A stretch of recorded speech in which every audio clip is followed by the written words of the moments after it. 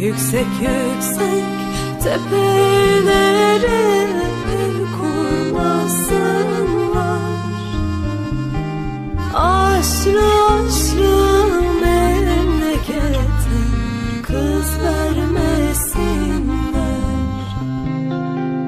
Aşrı aşrı memlekete kız vermesinler.